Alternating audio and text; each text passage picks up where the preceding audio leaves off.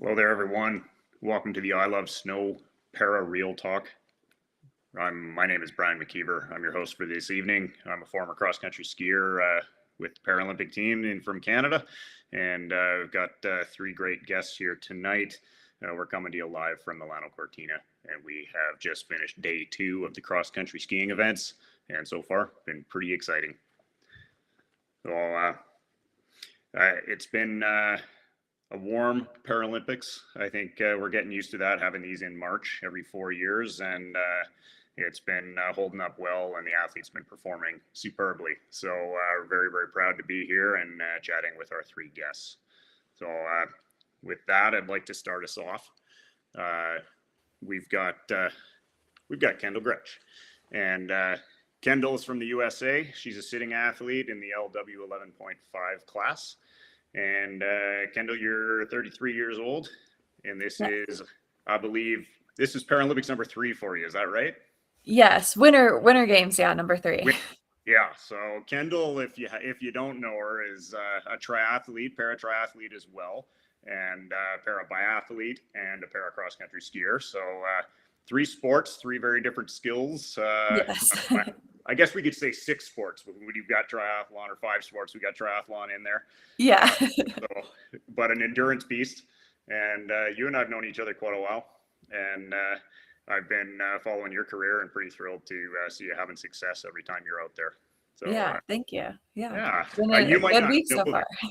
You might not know this, but I was in Paris on a coaching conference, and I got to watch you compete in the summer. Oh, cool. A real highlight for me. So yeah, that's very fun. So Kendall in 3rd games here, and a bronze medalist from today. So that was awesome. Yeah, thank you. Catherine Marchand from Germany, 35 years old. Is that correct? That's correct. Yeah. And Catherine is a standing athlete in the LW9 class, and you started competing in 2025, I believe, in cross country. But you've got a long history of athletic achievements here. For anybody that doesn't know, Catherine is a 2-time Olympian in rowing, and also a Paralympian in rowing, and now a Paralympian in cross country skiing. So I think it's been exciting to watch you come up here too. And I remember Ralph working with you last year, your coach, and just seeing the progress you're making is super exciting. And Catherine was our sprint 4th place yesterday in the cross country. But just amazing to see you translate your past athletic performances into this new sport in winter, and seeing what you're able to achieve already. Thanks. So I want to talk a little bit about the emotions of the games, because we're sorry, do we have Christian today too? We were supposed to have Christian Westermeyer Riviera, and I'll just mention he can't quite join us here. We're having a little bit of technical difficulties, but Christian was our sprint silver medalist, and he's a sitting athlete in the LW 11 category, and he's from Brazil. And Christian won a very historic medal for Brazil. It's the first ever Brazilian Paralympic medal in cross country skiing. And as the current world champion, he was a favorite for a medal here, and absolutely delivered. So pretty thrilling to see a 23-year-old, I'm going to call him a kid as an old man and who's been around a long time, but a 23-year-old kid come here and perform like that. And, he's only 23, but he's been around for 3 Paralympic Games now, and watching him develop has been pretty exciting for me too. So, sorry we couldn't have him here, but for Catherine and Kendall, we'll talk about the emotions of what happens at games. It's not just another event, is it? Yeah, definitely not. I think, sometimes the racing is the same, right? We're doing the same races, but there's so much around it that makes it not just another event. And it really, there are parts of it, I think, that are really special that you try to soak in and use that energy. Like, we have so many friends and family that are here, I think, kind of from all different countries, and which is pretty pretty atypical, not the normal for us. So it's really exciting to have the crowds here, and even just the energy in the village, everyone, wearing all their team gear and trading pins. And yeah, I think just trying to use that energy to help you through the races and really soak in the experience. Absolutely. And it has a different feel, right? Like, uh, we're used to competing on World Cups in small venues, and all of a sudden there's crowds and big banners and TV cameras everywhere, and it's different. And I mean, it makes you just want to rise up even more, isn't it? Yeah, but it's also difficult because you get so much attention every 4 years for your sport, for your personality maybe. And it feels like you got this chance to get a medal every 4 years, and if you don't get it, it's like 4 years later, you don't know if you're still competing 4 years later. So it's so you really need to calm down and just do what you can. But yeah, it's so different to normal world championships, I guess. Absolutely. Once every 4 years is a long time, and we wait a long time to do that. So, Kendall, I think I just want to ask you. This is your first cross country medal, a bronze today in the 10 kilometer. It's your first cross country medal since your first games in Pyeongchang. Is that right? Yeah, yep, that's true. How does it feel to be back here on a cross country podium?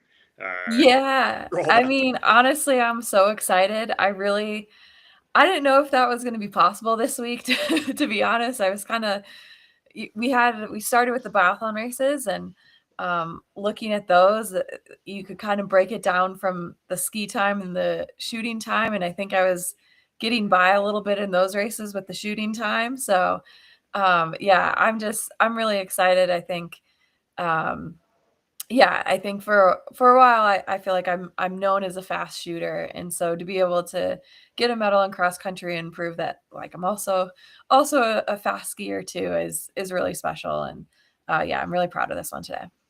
Yeah, absolutely, and you should be. You skied great out there, and in very tough conditions, and yeah, just a heck of a day. So congrats on that, Catherine. For you too, you sprint yesterday, again on one of the harder courses we've seen in the Paralympics in quite a while. Your first games, and you come up with a fourth place. Now, I think we often talk about fourth being like the hardest spot to end up, Yes, they are. but I know you've got a lot of experience and a lot of history here with your Olympic experiences and your para rowing experiences. But talk to me about how that feels at this Winter Games as your first time. Is there still some disappointment with that, or is that also just like a massive achievement that to be here in your first experience?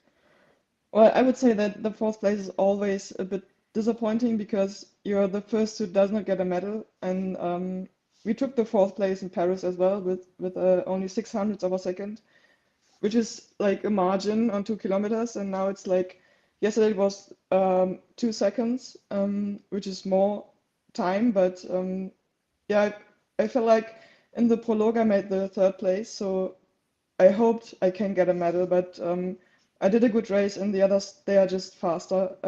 They have way more experience in these sprint days. There's so much more than just doing your best. It's like who takes which lane and where do you push, where don't you push, like going downhill as fast as you can. And I'm always like slowing down downhill. So I feel like I have a lot of things to learn. But taking the fourth place after 1 year of skiing is an amazing result, actually. I know this, but I'm still a bit disappointed. Yeah. That's fair. I can understand that for sure, and I think it never gets any easier, no matter how many times we do that. And Yeah. but I was really excited to see your race and see that as well. So congratulations, you've come a long Thanks. ways already. Um, I actually have a question for each of you. Now, cross country wasn't your first sport. Um, how was the transition to come into something like cross country? Were you able to pull some of the lessons from the past from your past athletic careers? Yeah, I guess for me, I would say, yeah, my background was in triathlon, and so they're both endurance sports. So I think that just kind of like, yeah, but I guess like the endurance base that I had and the strength that I had, that was really helpful in cross country skiing and biathlon. But I think there's so many skills that you have to learn as a skier, and I can't even imagine for a standing skier, because like as a sit skier, we're just double pulling. That's kind of all you have. So there's not even technique to learn. But just no, I beg to differ on that. well, I mean, like learning how to maneuver and everything, I think is obviously the hardest part as a sit skier. Um, and that takes so much time just to learn how the snow is going to react in so many different situations, and or just like getting in and out of the tracks as a sit skier. So there's all of these skills that like you really just need time in the ski and on the snow in order to learn. And no matter how good of an athlete you are, like that stuff just takes time in order to learn and build. And yeah, and I think that's why it's so cool for me to be here now. Um, and just to compare it to my first experience in the games, and just knowing like I am such a better skier than I was then. Yeah, and it's just kind of crazy to think about how much I've learned in that time. I would Catherine? say that Kelly took the right words. Like I started rowing in 2005, so 20 years ago, and like after competing at 3 games, I feel like I know how to be fast in rowing and how to train for being fast. But I learned that I cannot transfer all these things I learned. Like when you are rowing, you're doing like sessions about 90 minutes, just one level, just go straight. You have your own lane. And then I came to cross country skiing. The coaches told me, no, there are uphills, downhills, you have some turns, you have different techniques to use. And these are the points that made it so difficult to me to learn, even with my disability, to uh, think during the race. Like you cannot just have your own plan and go straight 2000 meters. You're just like, what are the others doing? Do I have a turn? Does it, like, is it uphill, downhill? How is the snow?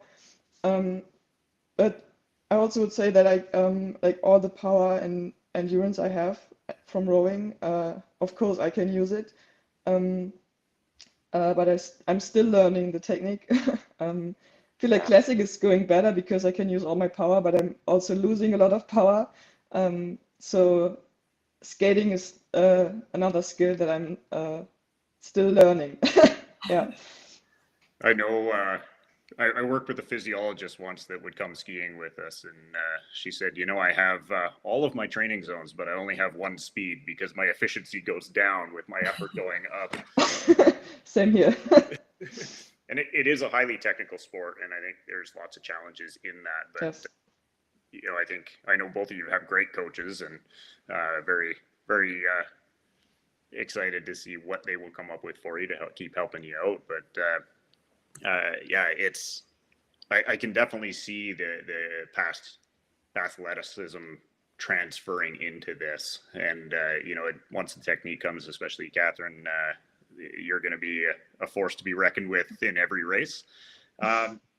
With that as well, with the multi-sport, multi-season pieces that you're both combining, what are the challenges to that? What are the how do you manage two full competition seasons? I would say you need a team behind yourself. So in rowing, I'm not doing rowing alone. So I have a pairs partner who's like waiting for me the winter and who's rowing the whole time alone. It would not work if I didn't know that he's waiting for me, and we are still back in the boat together in March. So you need to talk about it very much because if you don't plan your schedule, you would be like burnout after one season. Because competing in winter and in summer, you don't have that much time to rest, to sit down and just like think about all these things that are happening. But it also makes it a lot of so much more like exciting because you're like seeing the world, you're getting to know so much more people and get to know different things, which is so much fun, I would say. And I really love what I'm doing, so I would never do only one sport because I hate winter training for rowing, and I also don't like roller skiing. Um, I would say if you're good in one sport, you can add another one, but you should have one basic sport that you're already good at. So otherwise, it wouldn't work. Absolutely. How about you, Kendall? Yeah, I mean, I think for me, kind of like the biggest philosophy that I've always taken since doing both sports is like whatever season I'm in, that's my main focus. And I think when I first started, I was trying to do kind of everything all year long. And yeah, I feel like it would lead to burning out, and then also just being not very good at like anything at a given time. Um, and so, yeah, really just trying to focus and say, like, okay, this is the winter season. So everything that I'm doing is in order to be a better skier. And what do I need? What training do I need to do to be a better skier? And vice versa in the summer. Like, I'm solely focused on what I need to do to be the best triathlete. So that's kind of been my biggest like takeaway there, or kind of how I think about balancing the two different sports. Yeah, I totally agree with you. I think we talk about. I was only a one sport guy my whole life, cross country being a thing, but I think we also combine a lot of training modes. And I would love going out mountain biking, and Catherine, I actually loved roller skiing. But yeah, like there's complementary skills there too that I think I'm sure you're seeing that you can have the crossover in those. So, uh, and then final question for you too is, just on when we talk about Paralympics, and it's been around for now a long time, but para cross country skiing, the first time I took note of it was in 1988. So I was 8 years old. The Olympics came to Calgary, my hometown, and I didn't know this at the time, but the Paralympics didn't used to be in the same venues. So now they're combined. Here we are in Milano Cortina. We have both games happening a couple weeks apart. For those of you at home that didn't know this, but prior to, and I'm probably going to mess this up, but I think it was around '92. That the Paralympics used to be in a separate place altogether. And so it was in Sweden in 1988, and there was a blind woman from Canmore that won medals there. And she's now friends of mine and friends of my parents. And that was the first time I took note of what the Paralympics were. And she and I have talked about this quite a bit, of the differences over the years. And I'm curious what your experience has been with the evolution of the Paralympic Games in your careers, or from the time that maybe you'd heard about it. What have you noticed? What's different in terms of, let's say, depth of fields, the equipment changes, and anything else that you might think about? Yeah, I guess I would say even, I mean, like in the grand scheme of things, right? I feel like I've been a part of it for a short amount of time. And even in that amount of time, the growth that I've seen has been huge. I think the first time I kind of knew what the Paralympics were, it was actually, I was in London, and I was there during 2012 during the games. And so I was actually there during the Olympics, but they were advertising for the Paralympics. And so then I was like, oh my gosh, I need to figure out what this is, and try to get involved and like see if that's something that I could compete in. I had no idea. But yeah, since then, I just think it's grown so much. The media coverage and the TV coverage has been, I think, increasing and getting bigger and bigger every single games. And I think that's so exciting to see, just this fan base grow around parasport, and just the number of people. Like, I think you hear a lot of people in parasport now that didn't know about it when they were growing up, even if they were growing up with a disability. Um, and I hope that that's not the case anymore. Like, I think that's a common story, and I hope that's not a story anymore. And I hope that everyone knows that what the Paralympics are, and know that it's an option for them to be able to compete as an athlete. Catherine? I would say the same, that parasport is growing and it's getting so much more professional. When I see the force we have, para athletes are training a lot. They are not training less than Olympic athletes, and the results are really like getting better and better. I feel like a lot of para athletes could compete in the Olympic like area, maybe not at the like better than other athletes who have no disability.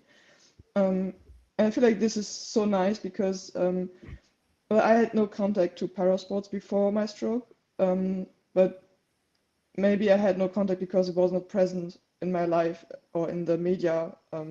I did not hear a lot about parasport.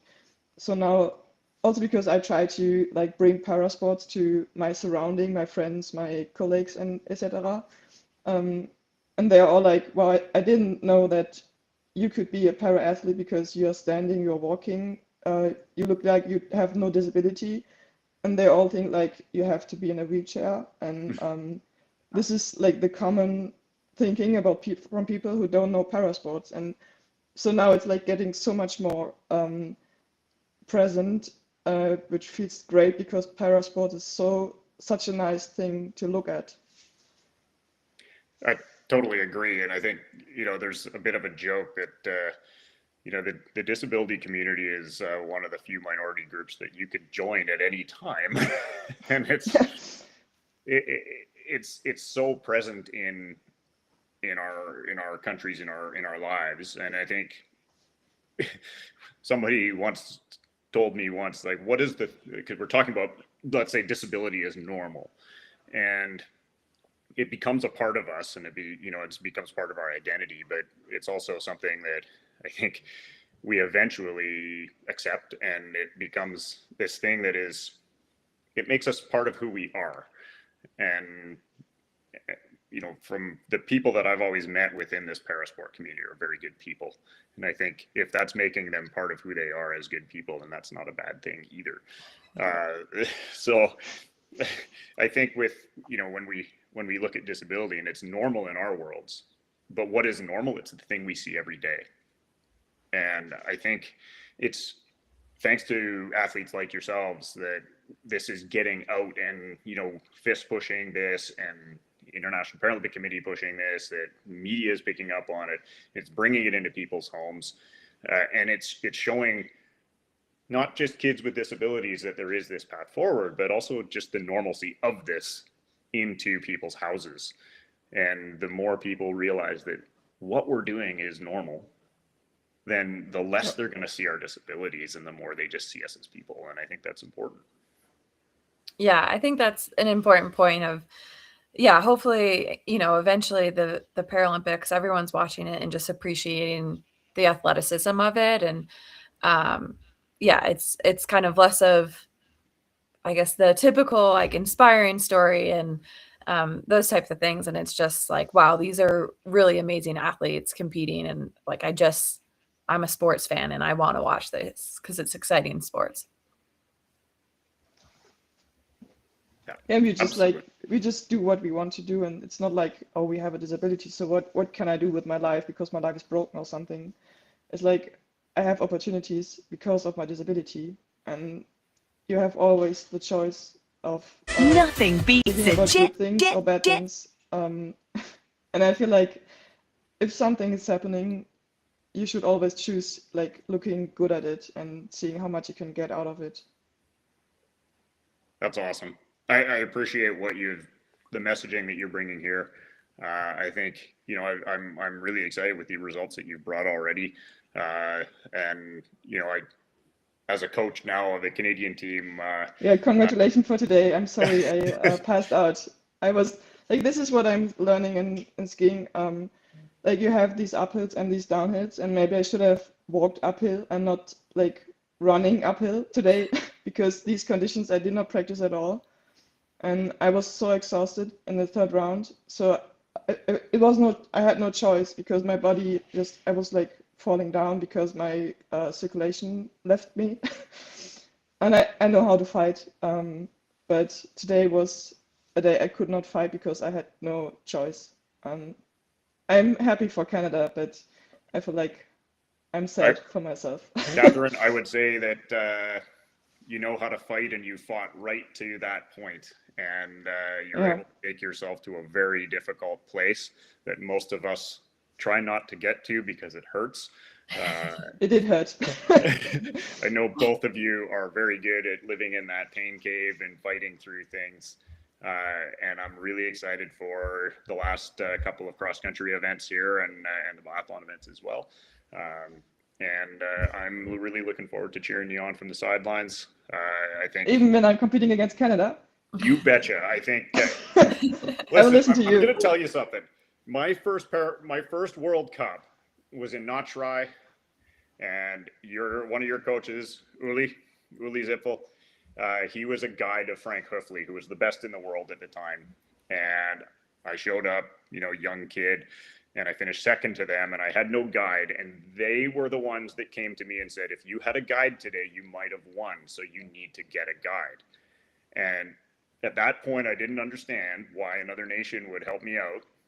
But the more I competed in this sport, the more I realized that what they were trying to achieve was not to be beaten or any of that. They wanted to have competition. They wanted this to be a team field, and they wanted to be able to win when there's lots of other good people to then know what the level was. And we're trying to create better sport, not just winning our classes, but just having the Paralympics grow and having better sport. And that you're all doing a great job of that just by showing up and competing and training the way you do. And I hope the people at home can see just how great of an athlete each of you is, and the whole field.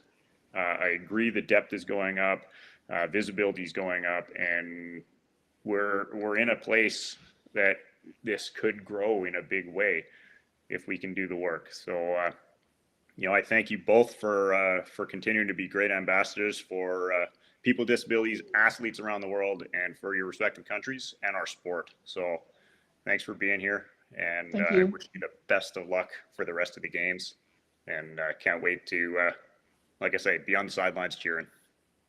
I will listen to you. Thank you. On Sunday. Awesome. Thank you very much. Thanks.